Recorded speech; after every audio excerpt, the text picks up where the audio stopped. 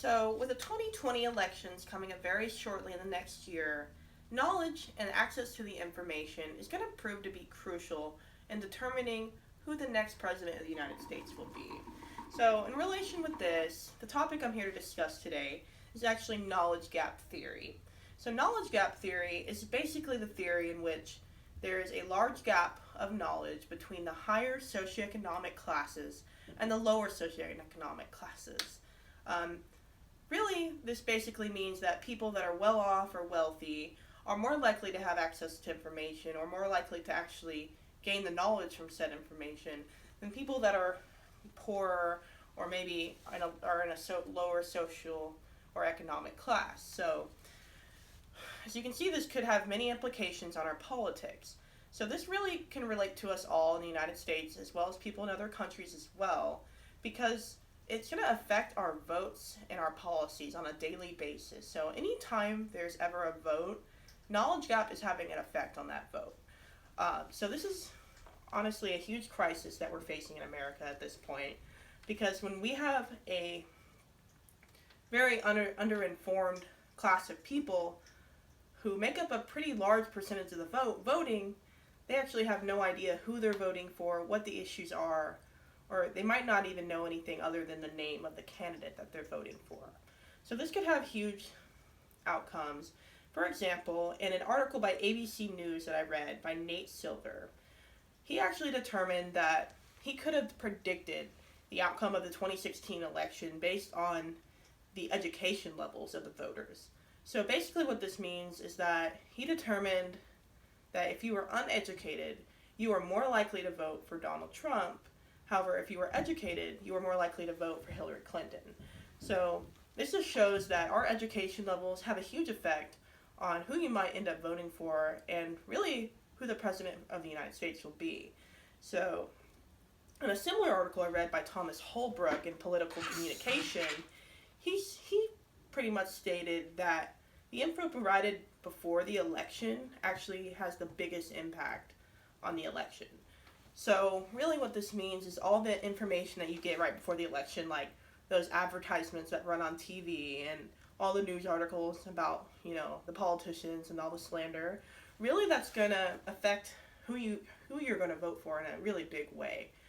So even though this information about these politicians has probably been out forever, since it happened, the information that you hear about right before the election is really what is going to make people decide who they're going to vote on. So that's another way that knowledge gap can have a huge effect on our current political sphere. So throughout this speech, I'm going to go ahead and define what knowledge gap theory is, talk about its growth, and then discuss ways that we can help close the gap. So in an article I read by Hai Tran in the International Journal of Communication, he goes on to discuss that the knowledge gap theory is basically info distributed unevenly between the different classes of society. He also goes on to discuss that more info, now that there's more information available than ever before, that the knowledge gap is actually increasing. Now that people have more access to internet and news and politicians than they ever had before, there's more information available than we've ever had. And also at the same time, there are people that still do not have the access to this information. So while some people are getting increasingly knowledgeable on our politics, some people are actually staying exactly where they are and maybe are completely ignorant of what's going on around them. So Tran had a really good point in that, and he also discusses that higher class individuals are more likely to get involved with politics than people of the lower socioeconomic class. And this can be due for several reasons. I would have to say that people that are business owners, that are CEOs, they're going to be more likely in being interested in what their politics are like and who their president is and who all their politicians are locally, because that's going to make a big effect on their daily life. And so people that think politics is going to have effect on their daily life are more likely to get involved in it. I mean, it makes sense. So people that are poorer or maybe don't have as much opportunity, they're more likely to,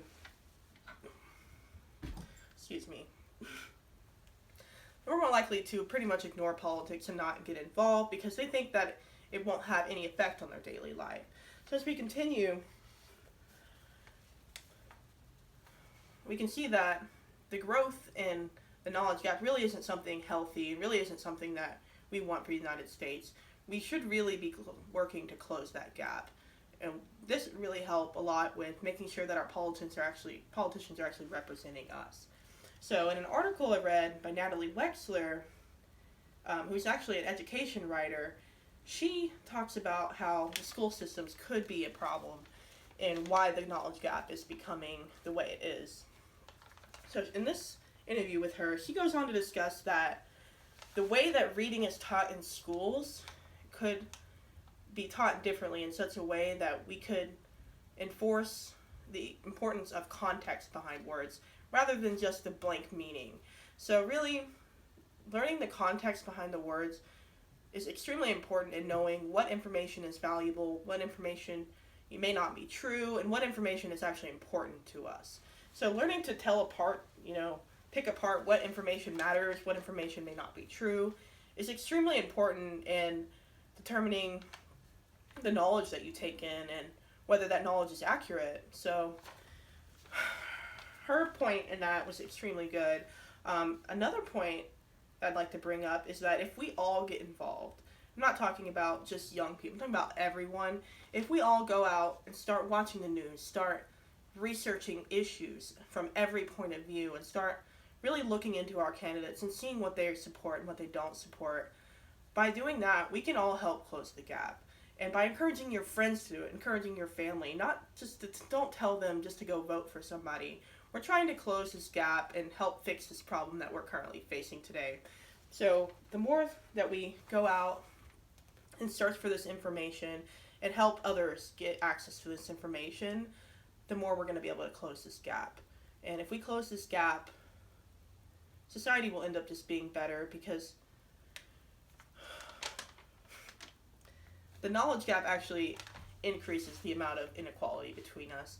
If we have some people that are extremely knowledgeable and people that don't know anything, that's really not going to be helpful in determining who is going to lead us. So if we're all on the same page, I think that the political sphere will become much less polarized and that we'll all be much happier in the end.